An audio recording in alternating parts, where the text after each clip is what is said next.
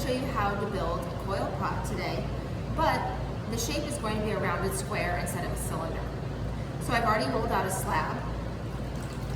I'm going to take a wrung out sponge and compress the slab.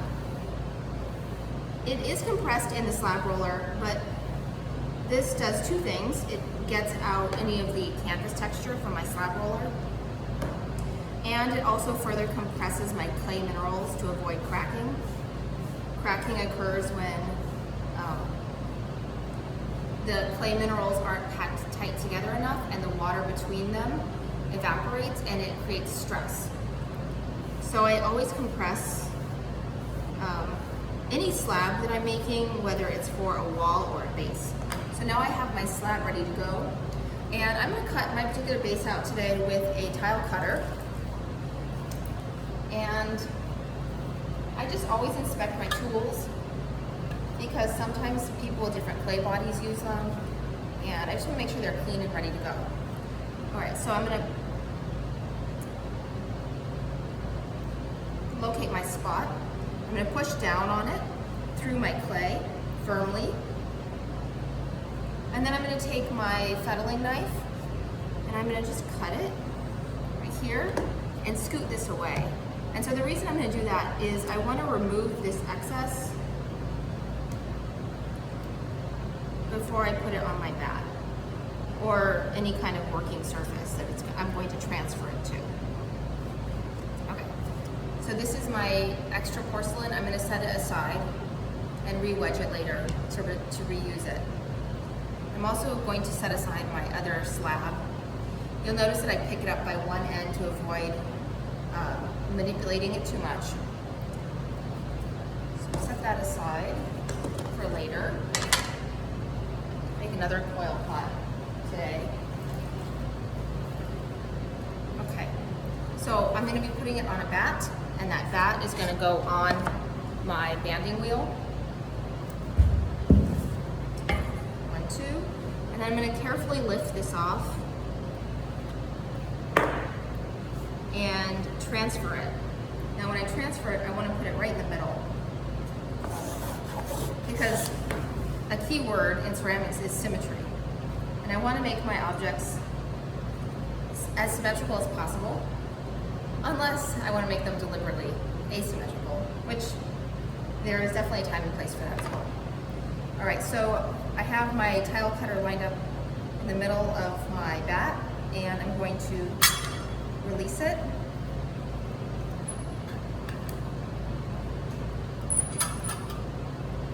It's a little sticky.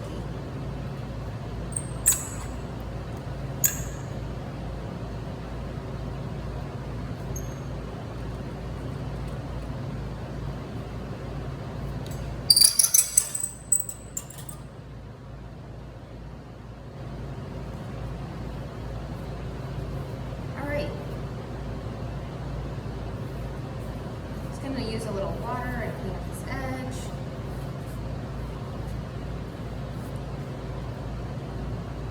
Alright, now it's ready to go for its first coil.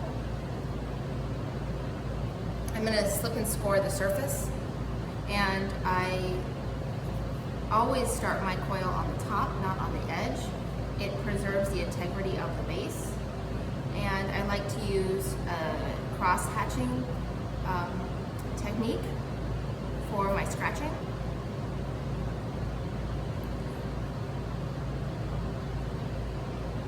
You'll notice that I'm standing in most of the videos, and the reason for that is I like to work standing.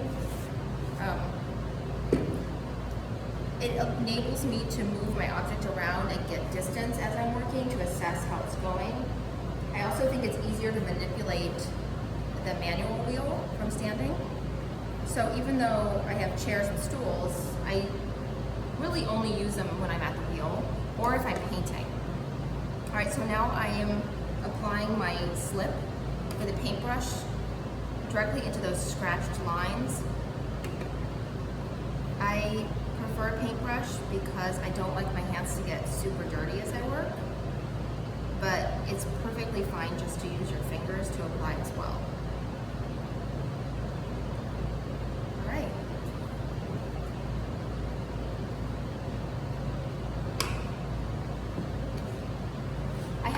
coils already prepared. I made them yesterday and kept them humid in a closed Tupperware container.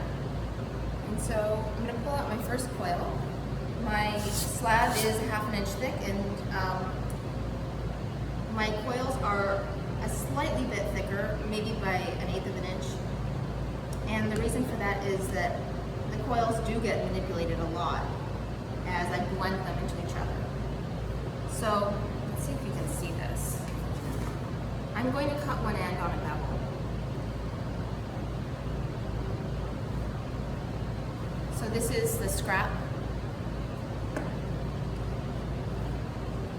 My coils are really nice and soft and fresh, so I'm not going to slip and score this first one.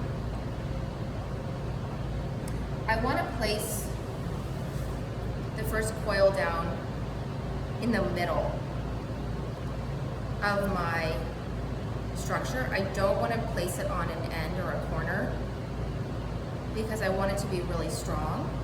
And so I'm going to firmly push it down, but firmly so I'm not overly manipulating it. So I don't want to change the shape of the slab, if that makes sense. If I push down too firmly, I could warp that. So I'm gonna go for a rounded edge. If you wanted to go for like a sharper edge that I'm going for here, you would actually probably want to make the whole thing out of slabs. It wouldn't be really worth your time to do this. And there is a slab building video as well. All right, so now I'm at the other end. You see I'm going to connect it here. So I have a 45-degree angle on the bottom, and I'm going to do another one. And I'm just using my fettling knife, and I'm cutting it on an angle. And so if I do this correctly, it should really fit together. Can you see? Okay, so now I'm going to blend it. And I'm going to blend those coils with my fingers.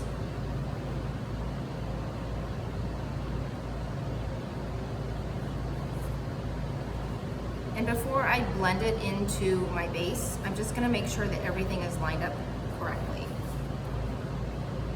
All right. Now I'm going to use my pottery knife, and I'm going to blend it with the convex edge. And I'm always going from the top to the bottom.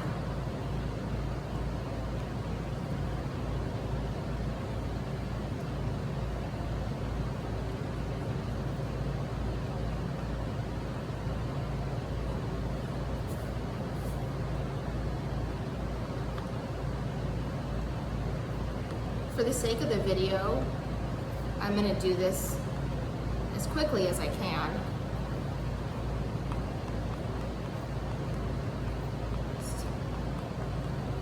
But if I was doing this in my studio for a finished piece, I would be a little bit more deliberate and careful about my blending. You'll notice that I'm still standing. Okay. I'm now going to blend the interior. And again, I'm going from the top to the bottom. The interior, people do sometimes prefer their fingers if the interior is really small and it's harder to get a tool inside of there. I want you to pay attention here how I'm keeping that top edge intact. That is really, really crucial, because if I don't, then when I go to put my next coil on, the height of my structure is going to be different in some areas. There are remedies for that, but it's always best to do it correctly at the outset than have to fix a lot at the end.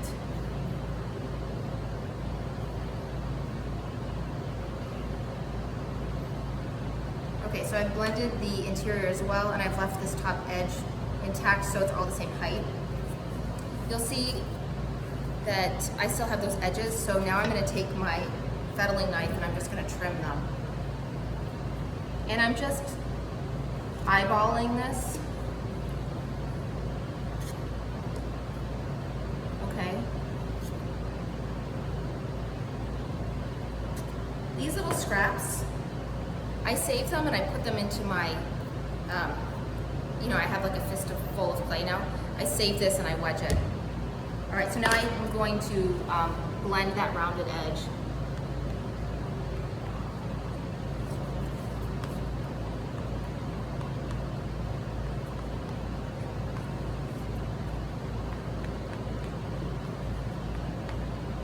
So the next step is to continue adding a coil.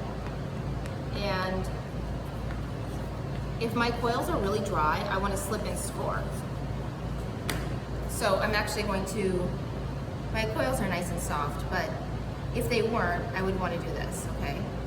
So I'm slipping and scoring this top edge.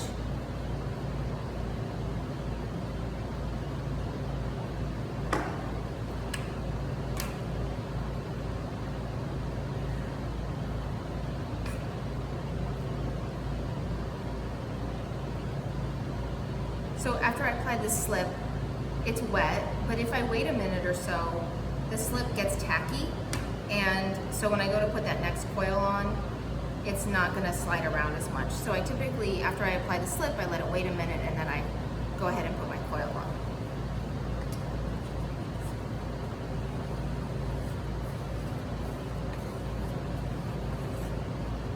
For the sake of the video, I'm going to skip that step. I'm going to grab another coil, and I want to make sure it fits all the way around before I cut the bevel. And so it looks like it's going to fit. So I'm going to preemptively cut a bevel. All right, can you see?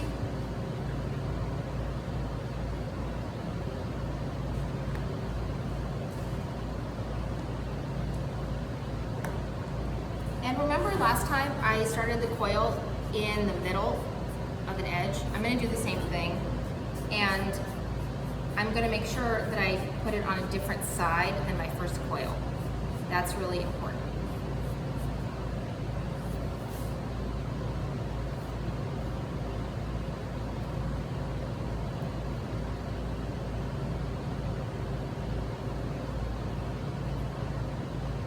Slipping and scoring is just basically the glue of clay.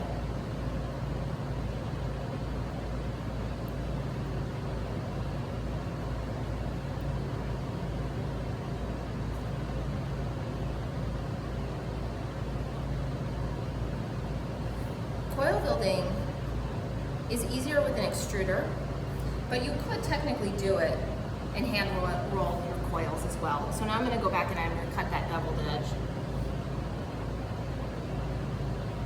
Also, there are other ways to get these kind of rounded geometric shapes. I could always, build it as a cylinder, and then in one of my later videos I show you how to use a paddle, and you can kind of paddle it into a different shape. Not a shape that's like many steps different than this shape, but there are other methods. So this is just one approach. There's usually like a couple ways to get to one end result in ceramics. And so my goal being that we introduce a lot of techniques, and then you think about them and how you want to apply them to your own project. For the most part, I show you how to hand build for the sake of a functional object, but this could be done to make a bust or an animal, that kind of thing. So now I'm going to blend this coil, and I'm going to do one more. So I'm going to do 3 coils, and then I'm going to let it rest for about 20 minutes in front of a fan. The fan is going to go on both sides of it, and just let it firm up. And then I'm going to come back and add more coils. Let's say I'm shooting for something that's 9 inches tall. If I were to build this all now, 9 inches tall, it would collapse. The weight of the clay with all that water in it makes it really heavy, and when it's soft, it's really malleable. So one thing you have to think about is when to touch the clay and when not to touch it. And there's an art to that, of managing your time and managing when you manipulate. All right, so this is going to conclude the first part of this video, and we are going to pick up after the 3rd coil has dried. All right, see you then.